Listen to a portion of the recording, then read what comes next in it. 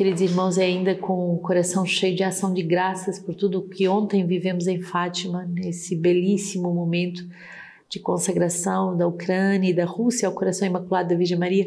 Fátima é um santuário extraordinário pela sua simplicidade, pelo seu silêncio, pela presença de Deus. É verdadeiramente um lugar de muita graça, de muita oração, onde muitos milagres aconteçam. Então, peçamos de verdade que o milagre da conversão nesse dia de Quaresma, nesse dia de voltarmos para o Senhor, e justamente em todas as aparições Nossa Senhora pede sacrifícios, orações, conversões perpétuas. Então peçamos de verdade que o mundo se converta e que caia por terra. E hoje, nesse dia de sábado, é também um dia consagrado à Virgem Maria, então prolonguemos essas graças que recebemos no santuário e que foram graças espalhadas para o mundo inteiro.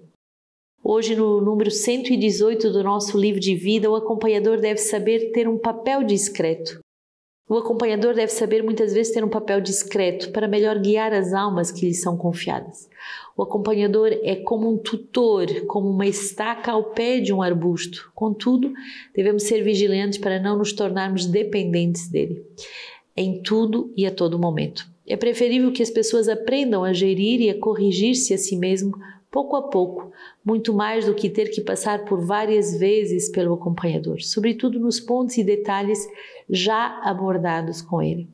Essas mudanças ou conversões que a pessoa acompanhada deverá empreender se realizarão mais pelo modo de atração e de desejo do que através de explicações intermináveis. Que o acompanhador não busque a todo custo se tornar indispensável na sua forma de acompanhar, mas antes que ele dê provas de uma visão ampla, sem jamais forçar a vontade da pessoa que deve permanecer livre. Santa Joana de Chantal, muitas vezes tive pena que ele não me comandasse o suficiente. E São Francisco de Sales, é preciso levar as almas a se corrigirem a si mesmas, e para isso se deve evitar os tons autoritários que despertam o instinto de rebelião. O acompanhador ou formador deverá também saber questionar para permitir que a pessoa acompanhada entre mais profundamente na sua vocação. Ele deve ser vigilante e formado quanto ao risco de transfer psicológico, como uma demasiada influência sobre o acompanhado. Então hoje, nesse número, é um número muito importante porque vai nos alertar sobre a grande prudência, o grande discernimento que o acompanhador deve ter. Primeiro, ele deve ter um papel discreto, isto é, ele deve ser não uma pessoa que se impõe, mas uma pessoa que propõe.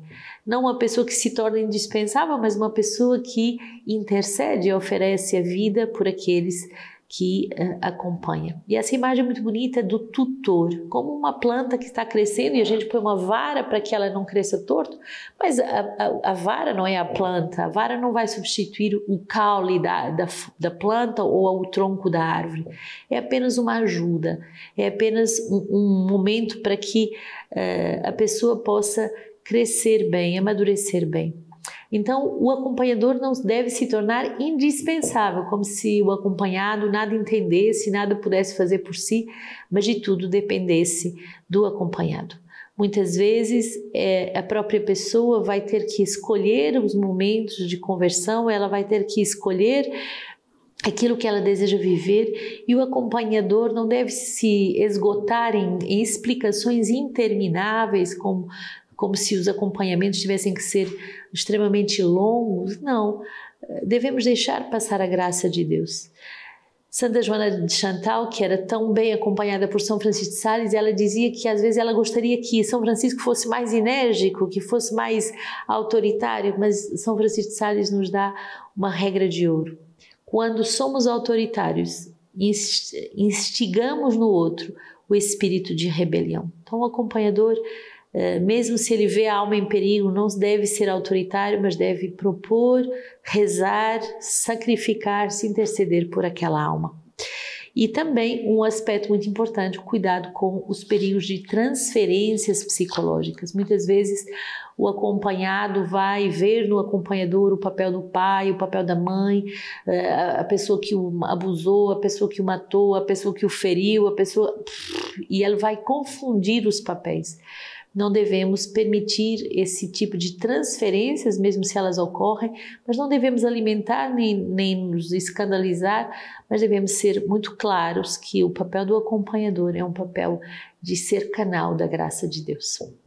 Oséias 6, de 1 a 6, vinde, voltemos ao Senhor, porque Ele nos despedaçou, Ele nos curará. Ele feriu e Ele nos ligará a ferida. Depois de 2 dias nos fará reviver e no 3º dia nos levantará e nós viveremos em sua presença. Conheçamos, corramos atrás de conhecer o Senhor, certa como a aurora é a sua vinda. Ele virá a nós como a chuva, como o aguaceiro que ensopa a terra. Que te farei, Efraim, que te farei, ó Judá? Vosso amor é como a nuvem da manhã, como o orvalho que cedo desaparece. Por isso eu os feri por meio dos profetas, matei-os pelas palavras da minha boca, para que o meu direito surja como luz. Porque é amor que eu quero e não esse sacrifício. Conhecimento de Deus mais do que holocausto. Essa passagem é uma passagem tão bonita que nos faz perceber o papel do acompanhador. O papel do acompanhador é interceder para que a alma escute essa palavra do Senhor. Vinde, retornemos ao Senhor. E mesmo se fui ferido, Ele nos curará. Mesmo se me sinto despedaçado, Ele ligará a ferida. Ele nos fará reviver. Corramos atrás de conhecer o Senhor. Então, o acompanhador é apenas um mediador para que a pessoa volte com um coração 10 vezes mais desejoso de Deus, 10 vezes mais desejoso da graça do Senhor. Tem piedade de mim, ó meu Deus, por teu amor. É o Salmo 50. Apaga as minhas transgressões por tua grande compaixão. Lava-me inteiro da minha iniquidade e purifica-me do meu pecado. Pois tu não queres um sacrifício, um holocausto não te agrada. Sacrifício a Deus é um espírito contrito. Coração contrito e esmagado, ó Deus, tu não desprezas. Faz o bem a Sião por teu favor. Reconstrói as muralhas de Jerusalém. Então te agradarás dos sacrifícios de justiça, holocaustos e ofertas totais. Em teu altar se oferecerão novilhos. Apaga as minhas transgressões e por tua grande compaixão purifica-me do meu pecado. Esse clamor de pedirmos perdão a Deus e de pedirmos que Deus, que é o único capaz de perdoar os pecados, possa fazê-lo. Os nossos pecados e os pecados do mundo inteiro, os pecados dos nossos inimigos, os pecados das grandes nações que ferem outras nações, os pecados das nossas famílias e da nossa família espiritual.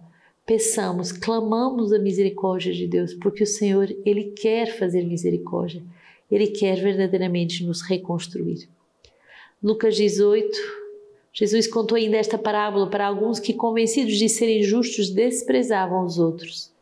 2 homens subiram ao templo para orar. Um era fariseu, o outro publicano. O fariseu de pé orava interiormente desse modo: ó Deus, eu te dou graças, porque não sou como o resto dos homens, ladrões, injustos, adúlteros, nem como este publicano. Jejuo 2 vezes por semana, pago o dízimo de todos os meus rendimentos. O publicano, mantendo-se à distância, não ousava sequer levantar os olhos do céu, mas batia o peito dizendo: meu Deus, tem piedade de mim, pecador. E eu vos digo que este último desceu para casa justificado, o outro não. Pois todo o que se exalta será humilhado, e quem se humilha será exaltado. Esta passagem muito bonita de Lucas 18 é uma passagem que deve nos fazer meditar seriamente. Às vezes podemos nos sentir como que justos e os outros são pecadores, mas quando sentimos assim, estamos longe da verdade. Devemos ter bem consciência do nosso pecado e por isso não devemos ter coragem de atirar a pedra ao vizinho, porque nós precisamos de misericórdia, nós precisamos muito desse tempo de quaresma, nós precisamos muito desse tempo de conversão, desse voltar ao essencial das nossas vocações, desse voltar ao essencial de nos tornarmos ajustados ao plano de Deus. Quem poderá dizer que é santo? Quem poderá dizer que está pronto? Quem poderá dizer que cumpre plenamente a vontade do Senhor? Ao contrário, quanto mais nos aproximamos da luz, mais vemos a miséria das nossas almas e mais precisamos clamar pela misericórdia do Senhor. Hoje, do sermão de São Gregório de Nazianzo, bispo do século VI, diz assim: reparte o teu pão com o faminto, acolhe em tua casa os pobres e peregrinos, com alegria e presteza. Quem se dedica às obras de misericórdia, que o faça com alegria. Esta presteza e esta solicitude duplicarão a recompensa da tua dádiva. Mas o que é dado com tristeza e de má vontade não se torna agradável nem é digno. Devemos alegrar-nos e não nos entristecermos quando prestamos algum sacrifício.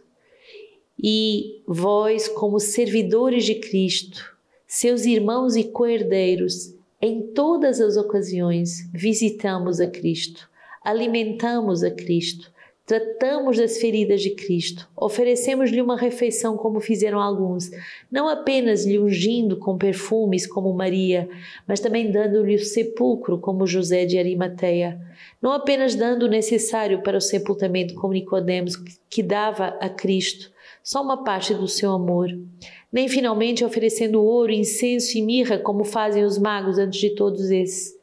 O Senhor do Universo quer a misericórdia e não o sacrifício. Ele tem muito valor a nos revelar da compaixão.